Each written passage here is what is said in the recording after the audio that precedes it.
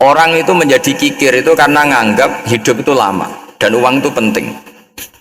Kalau zaman Nabi itu sederhana kalau melihat hidup. Pernah suatu saat Nabi itu punya jatah makan karena Nabi itu hidupnya juga pas-pasan. Jadi Nabi itu unik. Beliau di satu sisi kaya raya, bisa ngurmat Abu Hurairah, Ammar, Suhaib.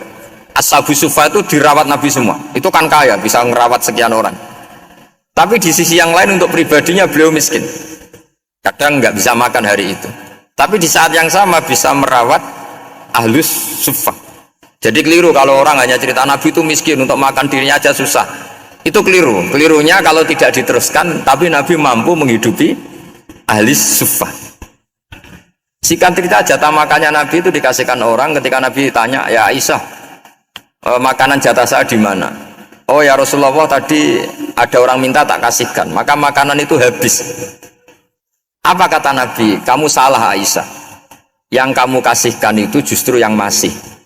Ya, yang kamu kasihkan itu justru yang masih. Sehingga Nabi menganggap, makanya Nabi terus ngendikan. Ya kalau mukhatabnya lelaki ya kira-kira begini. Wa hal laka min malika illa ma akalta fa afnaita wa labista fa ablaita. Terus tanya wa tasaddaqta fa abqaita, kata Nabi.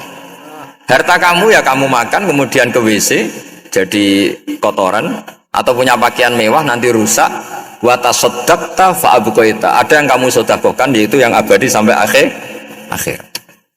Sehingga banyak pengusaha yang mencintai saya setelah tak ajari hadis itu, misalnya punya uang 1 miliar karena dia spekulan atau pedagang rawan bangkrut, disedekahkan ke masjid 50 juta, yaitu yang abadi. Jadi kalau suatu saat bangkrut, dia masih punya uang 50 juta di akhirat. Jadi Nabi itu mengajari sedekah itu apa? Ya sedekah itu pengabadian uang. Kalau kita kan enggak, bilang sedekah itu nguras uang. Itu pikirannya setan dan pikirannya orang Islam. Itu cara berpikir setan, bukan cara berpikir umat apa? Sehingga Sayyid Ali Zainal Abidin itu kalau ada orang minta, kemudian beliau ngasih, itu beliau bilang gini, marhaban biman hamala zadi ilal akhirah. Matur nuwun nggih jenengan sing beto sangu kula nada. Jadi dianggap teller saja. Orang yang minta uang beliau itu dianggap tukang nyatet bank itu. Karena sudah ditabungkan, ya sudah.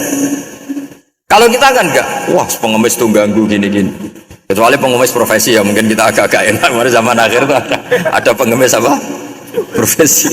Jadi repot.